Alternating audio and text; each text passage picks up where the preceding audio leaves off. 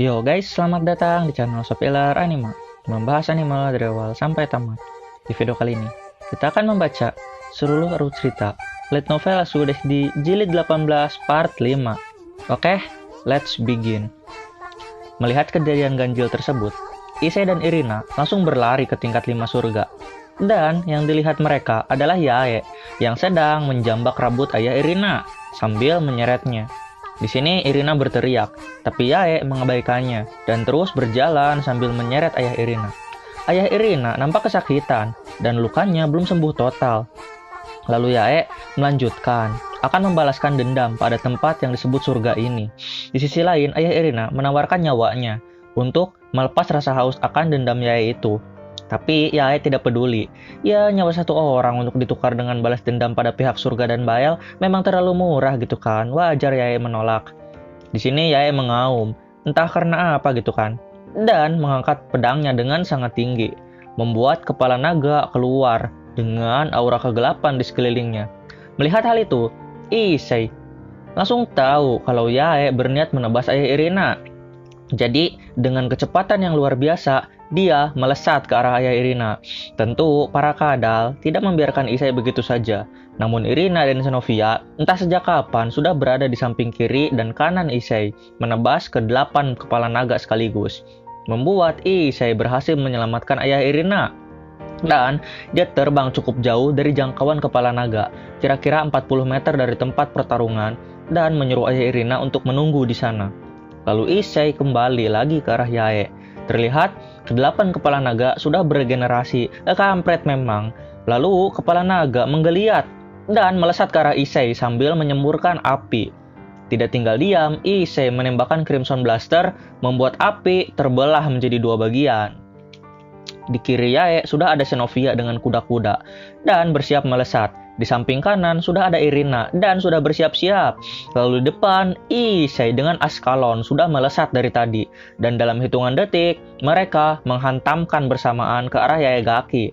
Tebasan Xenovia membantai habis ke 8 kepala naga memakai X Durandal. Sementara Irina memukul dan membuat semua aura kegelapan dari pedang yang itu menghilang memakai Hawkledge miliknya. Di sisi lain, Issei menusuk lurus ke depan. Combo 3 arah membuat Yae berlutut, dan mereka bertiga melompat mundur. Terlihat bayangan seorang gadis memeluk Yae dengan lembut. Itu pasti Cleria, sang gadis yang dicintai oleh Yae. Iblis dari keluarga Beliar yang kini telah almarhum. Dan entah kenapa, itu ada di sana arwahnya. Di sini, Yae akhirnya mendapat pencerahan, dan Issei berjalan perlahan ke arahnya. Dia tahu, Issei sangat tahu akan perasaan Yae tersebut, karena dirinya juga akan jatuh cinta pada Rias, yang notabene iblis dari golongan kelas atas. Tapi bisa dibilang, itu juga cinta terlarang. Hanya bedanya, Issei berhasil direinkarnasi menjadi iblis, sementara Yae tetap menjadi manusia dan pasukan gereja. Mereka saling menatap satu sama lain, dan Issei mengulurkan tangannya ingin membantu Yae berdiri. Tapi saat Yae berdiri, boom! Sebuah ledakan tercipta di perut Yae, membuat perut Yae berlubang. Dan seketika Yae mengeluarkan darah dari mulutnya. Di belakangnya ada seorang pria paruh baya yang sedang tertawa. Bahagia sangat. Dia adalah Rizevim Livan Lucifer, kakek legend yang ingin membuat dunia kiamat. Greget sekali. Di sini Issei membuat Yae terduduk dan memanggil Asia. Seketika Asia berlari ke sana, berniat menyembuhkan Yae. Tapi percuma. Tubuh Edo Tensei-nya kini sudah dilepaskan, dan mulai dari rambutnya kini menjadi abu. Terus seperti itu merambat ke bawah. Dan Yae sempat tersenyum karena mengetahui kebaikan Asia. Lalu kepalanya lenyap, menjalar ke badan, ke lutut, dan kini tinggal jempol kakinya saja.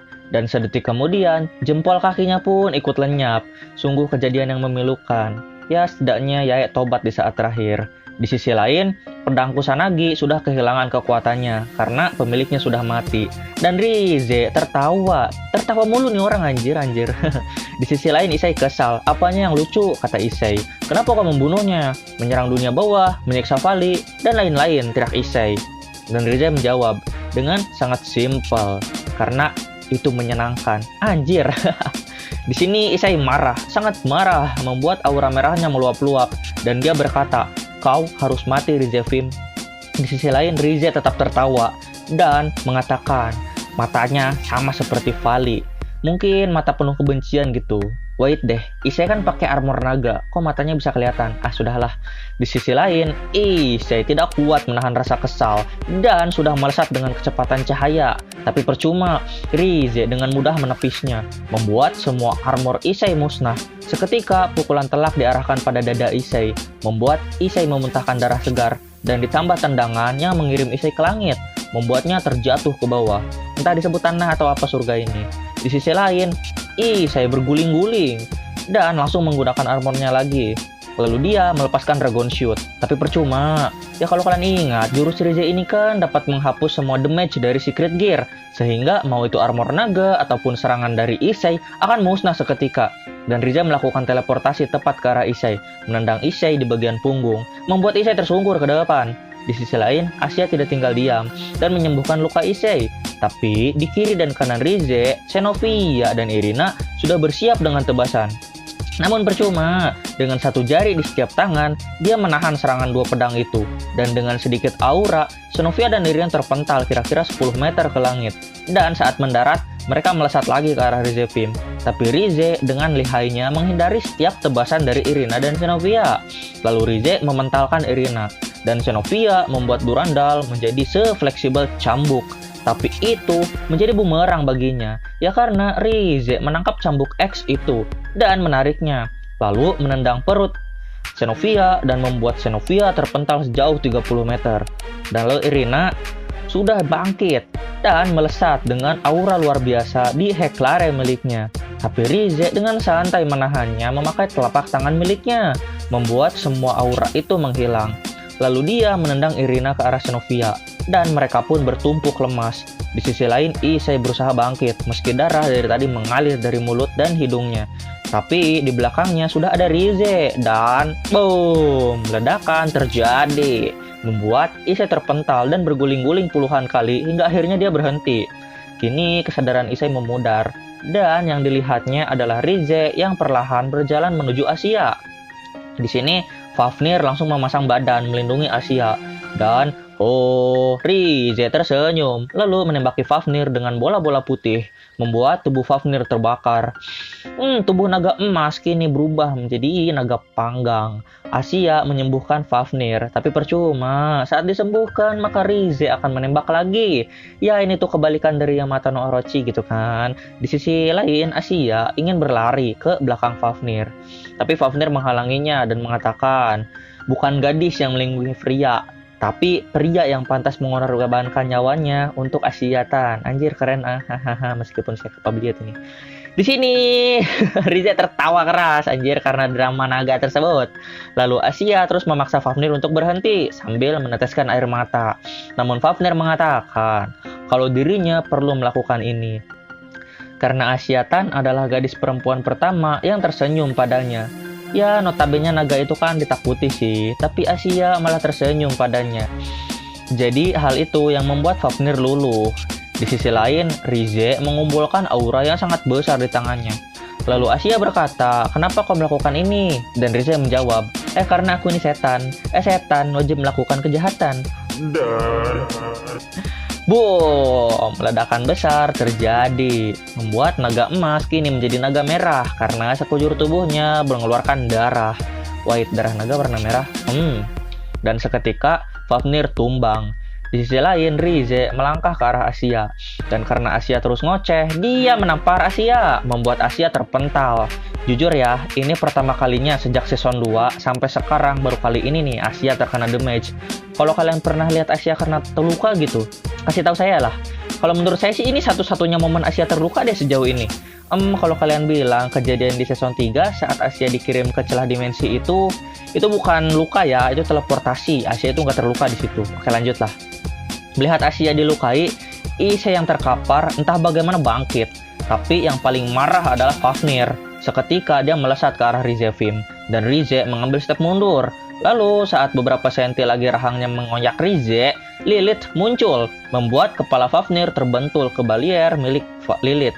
Dan Lilith langsung memberi pukulan kuat ke arah wajah Fafnir, membuat shockwave yang cukup besar. Jujur ini membuat lidah saya agak terbelit-belit ini. Tapi Fafnir bisa menahannya dan balik menyundul Lilith ke udara. Dia terpental sejauh ke langit, membuat dirinya tidak terlihat lagi dari pandangan kita. Wah, mungkin 500 meter ada tuh dia. Ya karena tubuh Lilith itu kan loli, dan dia itu terpental jauh ke langit. Jadi ya seperti layangan juntai gitulah. Lalu Fafnir terbang ke langit dan melebarkan sayapnya. Entah sejak kapan, kini tubuhnya sudah berwarna emas lagi. Dan dia melesat ke arah Rize dengan kecepatan tinggi, sambil mengeluarkan puluhan senjata tajam yang beraura kuat dari mulutnya. Lihat hal itu, Rize tetap tertawa. Buset. Tapi seketika, Fafnir dan semua senjata itu menghilang. Dan ternyata Fafnir ada di belakangnya. Hal itu membungkam tawa di wadah Rize dan berganti menjadi wajah penuh kesakitan karena bahunya sudah digigit oleh Fafnir. Tentu kepala naga yang cukup besar ini membuat tubuh kanan Rize berlubang.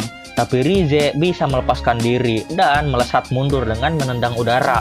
Tapi Fafnir mengepakkan sayapnya dan mengejar Rize. Tapi Rize seperti belut anjir, susah banget ditangkapnya. Dan saat dia menghindar, dia sudah sembuh dari lukanya. Dan entah bagaimana gitu kan, dia sudah ada di sisi Issei. Melihat hal itu, Issei menjadi marah. Dan Drake mengatakan kalau kekuatannya sudah kembali. Wow, kembali di sini mungkin Drake membuka salah satu kekuatannya yang disegel ya, mungkin ya. Dan benar saja, saat Issei memukulnya memakai sarung tangan naga merah, Rize terpukul mundur. Seketika terdengar suara penetrate. Kalau kalian pernah main game-game RPG gitu ya, penetrate ini adalah sebuah serangan yang mengabaikan defense, atau bisa dibilang juga true damage. Jadi mau setebal apapun armor atau jurus penghilang damage, kalau Issei memakai kekuatan ini, maka dia akan tetap berhasil melukai lawannya. Anjir, ini jurus sangat OP loh. Kalau Issei lawan Naofumi ini, Issei pasti menang dah. Pokoknya yakin lah, Issei lanjut. Di sini Rize heran, kok bisa anjir gitu kan. Lalu Issei berjalan ke arah Rize dan menyambak rambutnya. Dan seketika memukul Rize berkali-kali. Dan pukulan terakhir membuat Rize berguling-guling. Di sini Issei menjelaskan kalau kekuatan ini adalah kekuatan Drake yang tersegel, penetrate. Seperti yang sudah saya bilang tadi, efek pukulannya akan langsung ke tubuh. Jadi tubuh Rize kini sudah berdarah-darah karena serangan Issei. Di sini dia berceramah tentang kekuatannya yang sangat hebat. Tapi Issei memukulnya karena bosan dengan ceramah-ceramahan murahan seperti itu. Lalu tendangan, pukulan, dan terus seperti itu membuat tubuh Rize lemas. Di sini Drake mengatakan, kau seharusnya tidak meremehkan para naga. Ya kalau kalian ingat dari awal saat dia melawan Vali, Issei ataupun Fafnir, dia tuh terus tertawa anjir dengan sombongnya. Kampret memang. Dan akibat dari kesombongannya adalah ini. Di sini Issei mengatakan impiannya dengan keras, yaitu menjadi raja harem. Saat kemudian semua orang berkumpul, mulai dari Rias, Kiba, dan yang lain-lain. Bahkan Cao ada di sini. Ngapain ini orang anjir? Lalu sang pemimpin tempat ini muncul. Dia adalah Mikael. Seketika Mikael memasang wajah kesal pada Rize. Min, itu Mikael memiliki nafsu amarah di surga. Kau nggak jadi Fallen Angel? Nggak tahu lah. Lalu Mikael melapisi tubuh semua orang dengan barrier gelembung. Di sisi lain, dia melepaskan tombak cahaya ke arah Rize. Dan Rize tetap saja tertawa anjir. Seketika 12 sayapnya muncul. Dan ya, untuk keluarga Lucifer emang jumlah sayapnya 12 sih. Dan iblis biasa 2. Banyak memang. Lalu dia menatap Issei. Dan di sini Rize mengeluarkan 2 buah terlarang dari surga. Ini konteksnya agama. Parah men, dan saya tidak ingin menyebutkan nama-nama leluhur Rize, bodo amat lah. Oke lanjut. Lalu Rize mengelus-elus buah itu, yang dikatakan buah paling sakral di surga. Lalu Issei melangkah ke depan Rize, dan keluar dari barrier. Seketika, barrier dari semua orang pun hilang. Dan Rize berceramah. Issei yang muak bersiap menyerang Rize. Tapi apa? Lilith sudah berdiri dan memasang badan untuk Rize. Di sini, Issei melihat Lilith seperti Opis. Jadi dia tidak tega menyerangnya. Dan kemudian Rize menghilang memakai lingkaran sihir. Tapi sesaat sebelum Rize menghilang, Issei sempat mengatakan kalau yang akan mengalahkanmu adalah Vali Lucifer. Dan seketika Kilop menghilang dari hadapan mereka. Dan di sini Issei kesal karena musuhnya masih memiliki banyak kartu as. Di sini semua orang mengobrol dengan Cao Cao. Dan ya, Cao Cao sepertinya sudah sedikit berubah karena dikurung di alam kematian. Dan dia mengatakan dirinya bukan lagi bagian dari Chaos Brigade. Dan dia tidak ingin melukai Issei dan yang lain. Namun Rias tidak begitu saja menerima perkataannya.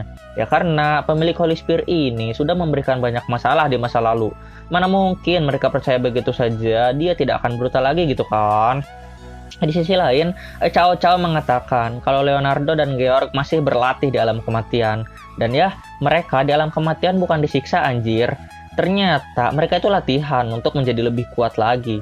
Di sini Cao Cao menyandarkan True Longinus di pundaknya dan mengatakan kalau Issei membencinya dan ingin mengalahkannya, ya monggo, tapi kau belum tentu bisa menang. Dan Issei bertanya tentang tujuan hidupnya di dunia.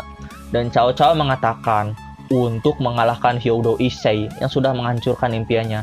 Impian lu apa sih anjir? Mengetahui batasan manusia? Kan udah tahu, bisa ngalahin naga gitu kan, kata saya. Di sini, Cao Cao melanjutkan kata-katanya. Kalau aku melawan kau lagi Hyodo Issei, maka aku tidak akan memakai Samael. Tapi aku akan memakai kekuatanku sendiri dan menang. Setelah itu, dia pergi. Di sisi lain, Chrome yang masih ada di sana langsung mengambil kesempatan dan bertanya pada Issei. Kau adalah naga atau iblis? Tanya Chrome. Aku tidak tahu, jawab Issei. Oh, gitu kan. Lalu Chrome pergi. Apaan sih anjir, gak jelas. Tapi ya, karena Chrome pergi gitu kan, dan tidak membuat kekacauan, itu sih bagus. Di sisi lain, Irina menghampiri Mikhail dan bertanya, mengapa dirinya menjadi kartu as? Karena kan kartu as adalah kartu terkuat. Lalu Mikhail menjelaskan dengan panjang lebar, yang intinya, Irina, kamu adalah gadis polos yang baik hati dan jujur. Dan Irina menangis haru. Di sini, Dulio, sang pemimpin DXD, tertidur lelap karena kelelahan. Dan Issei juga mulai lemas, dan kini dia menatap langit sambil meletakkan tangan di dahinya. Dan Issei berpikir apakah Penetrate dapat menjadi skill aktif yang bisa ditransfer pada orang lain. Kalau iya sih bakal GG nih. Lalu Gabriel datang dengan tergesa-gesa. Dengan teteknya yang mantul-mantul seperti bola pingpong. Anjir. Lalu di sini Issei mendapat ide gila, dan saya akan menjelaskan sedikit dengan mudah. Penetrate ini kan jurus untuk menghilangkan pelindung, barrier, atau skill pertahanan apapun gitu kan. Dan ternyata pakaian itu, baik itu baju dalam ataupun rok dan lain-lain, termasuk pelindung tubuh gitu kan. Termasuk pertahanan gitu. Jadi Issei memakai penetrate ke matanya dan membuat semua itu menghilang anjir dari pandangannya. Dengan kata lain, Issei bisa melihat semua tubuh telanjang sekarang. Di sisi lain, Koneko yang entah bisa membaca pikiran Issei atau apa gitu kan, menatap Issei dengan sinis. Dan dia berkata, Issei Senpai, saat di rumah kita akan mengadakan pertemuan khusus. Bersambung. Fiuh, parah nih si Issei, makin OP anjir. Dan kekuatannya ini gila loh, sumpah lah. Kalau kalian pernah main game MOBA gitu kan, kalian tahu lah seberapa bahayanya true damage.